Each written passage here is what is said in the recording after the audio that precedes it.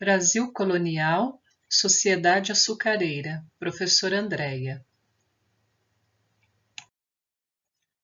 Nesse vídeo nós vamos compreender quando se deu e como se deu a produção açucareira no Brasil lá no período colonial. A história do Brasil é dividida em períodos: período colonial, período imperial e período republicano. O início da produção açucareira se encontra aqui no período colonial, que é a matéria que estamos estudando nesse ano. Lembrando que o período colonial começa com a chegada do Cabral e vai até a independência em 1822. Então, a produção açucareira no Brasil se iniciou no período colonial.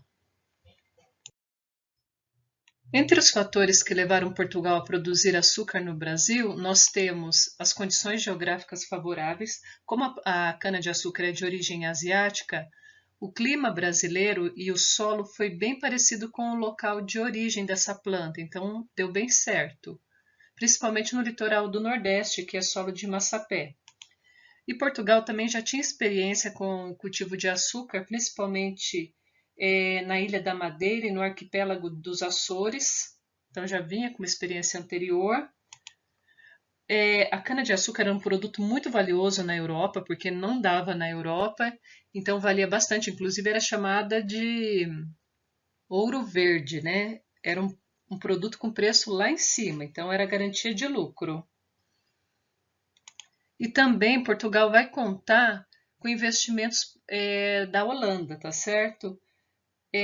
Os holandeses inicialmente participaram do negócio controlando o transporte, o refino e a distribuição do açúcar no mercado europeu, mas também financiaram os engenhos, a instalação dos engenhos. As regiões do Brasil onde se desenvolveu a produção de açúcar inicialmente foi primeiramente São Vicente, que já falamos sobre isso, né? Aqui em São Paulo, né? Hoje São Paulo, antes capitania de São Vicente. E também na região da Bahia, tá certo?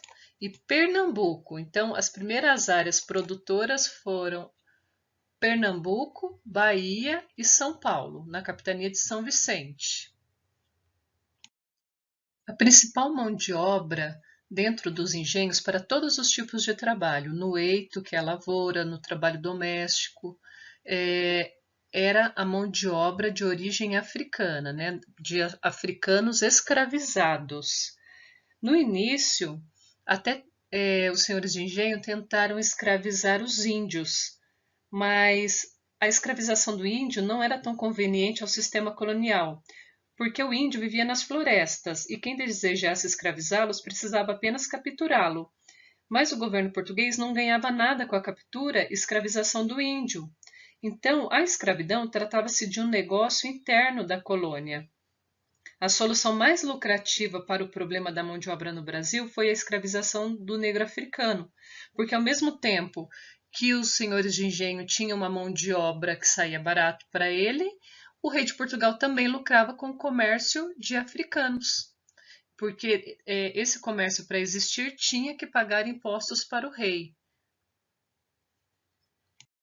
O engenho de açúcar é o nome de uma grande propriedade agrícola destinada à produção do açúcar, e os seus proprietários são chamados de senhores de engenho. Bem, não basta só ter o canavial. Se essa propriedade só tivesse a cana plantada, não passaria de um canavial. Para ser considerado um engenho, tem que ter a parte das instalações que produzem o açúcar. O açúcar tinha que ficar pronto aí dentro dessa propriedade. Aí sim se tratava de um engenho. Agora vamos ver as principais instalações de um engenho. Bem, então vamos para as instalações. Todo o engenho tinha que ter o canavial. Essa era a matéria-prima básica para a produção do açúcar.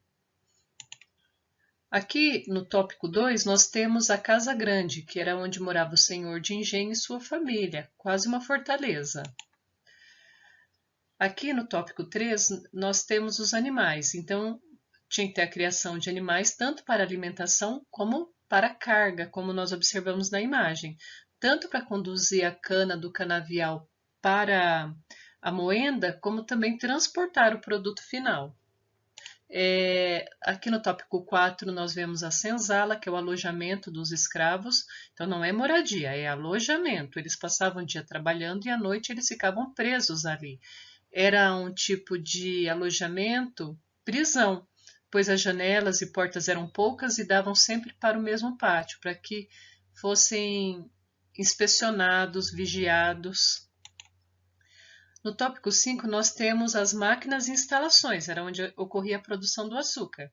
Então, ali nós tínhamos a moenda, a fornalha, as caldeiras, a casa de purgar, que era onde o açúcar descansava.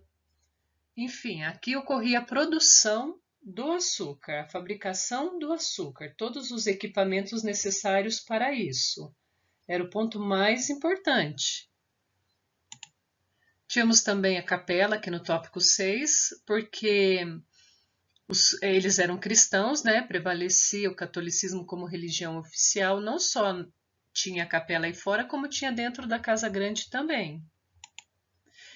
Aqui no tópico 7 a gente tem a moradia dos trabalhadores livres. Eram poucos, mas tínhamos trabalhadores livres também, como feitores, mestre do açúcar, capatazes, capitão do mato. E, por fim, aqui no tópico 8, a roça. É diferente do canavial. Aqui era para plantar todo tipo de gênero alimentício para a subsistência do engenho, para alimentar os seus funcionários e também os escravos, bem como a família do senhor de engenho.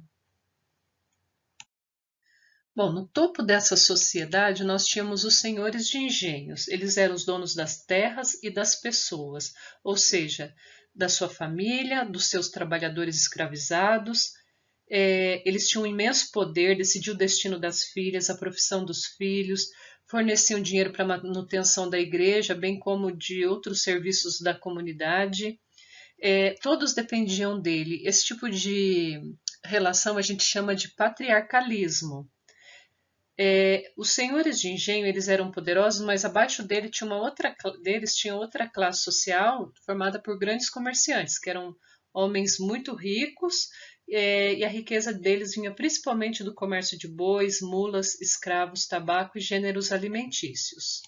Depois abaixo nós tínhamos os trabalhadores livres, que era o feitor-mor, que organizava tudo que ocorria dentro do engenho, desde o trabalho, a venda do produto, ele que organizava tudo.